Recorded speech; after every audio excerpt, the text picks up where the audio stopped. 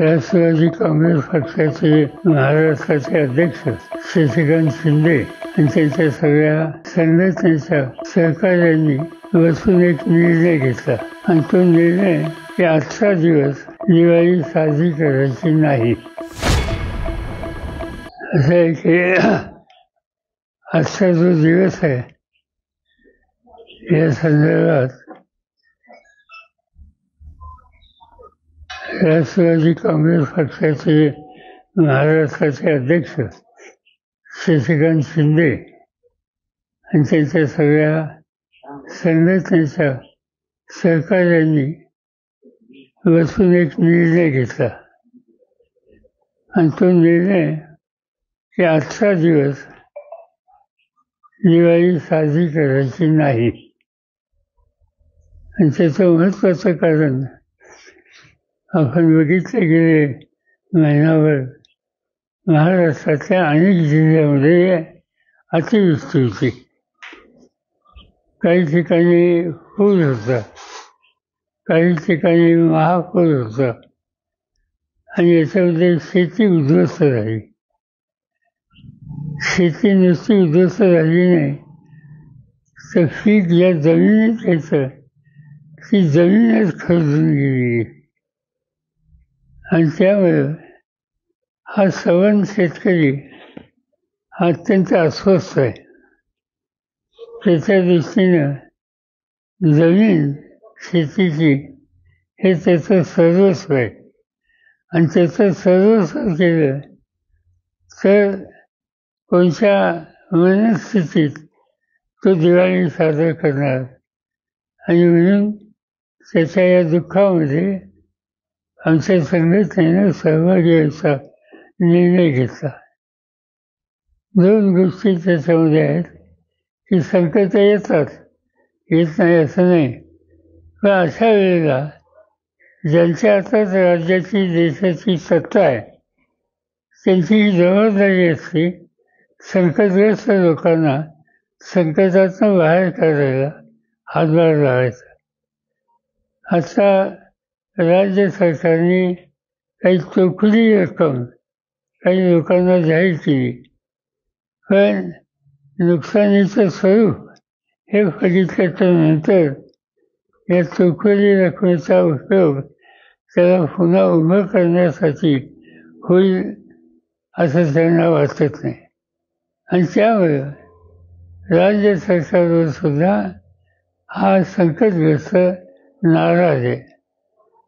मला असं वाटतं माझा या सगळ्या प्रश्नाकडे बघायचा दृष्टिकोन हा वेगळा आहे.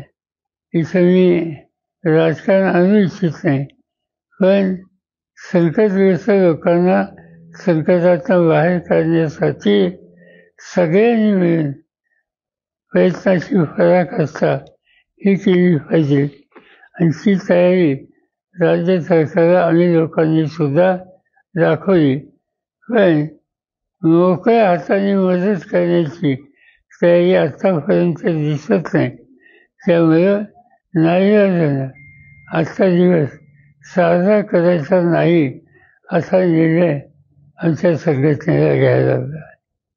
मी एवढं सांगू इच्छितो की हे जे काही घडतंय हे दुःखद आहे, त्याच्यात अधिक भाषा नको.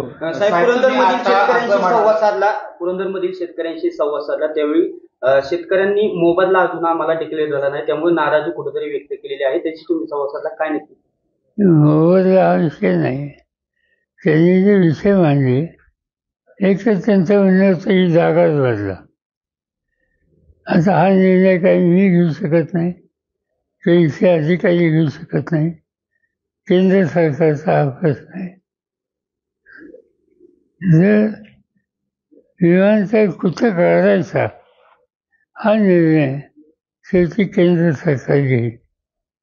प्रश्न असा आहे की जिथं काढला जाईल त्या सवन शेतकऱ्यांची शेती ही ताब्यात घेतली जाईल आणि अशा सगळ्या वर्गाचं पुनर्वसन आणि त्यांची नुकसान भरपाई कशी द्यायची, कशी दिली जाईल यासंबंधी या सवन शेतकरी वर्गाच्यात अस्वस्थता आहे आणि त्यामुळं विरोधसुद्धा आहे. आमच्या सगळ्या चर्चेमध्ये मी एवढं सांगितलं की कुणीतरी गैरकायद्याने तुमची जमीन काढू शकत नाही.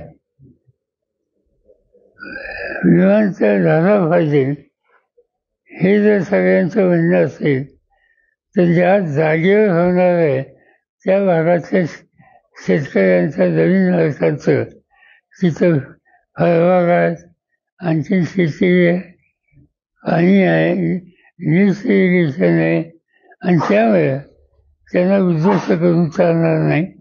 त्याला योग्य ती नुकसान भरपाई आणि पर्यायी जमीन या दोन्ही गोष्टी द्याव्यात ही मागणी त्यांची होती.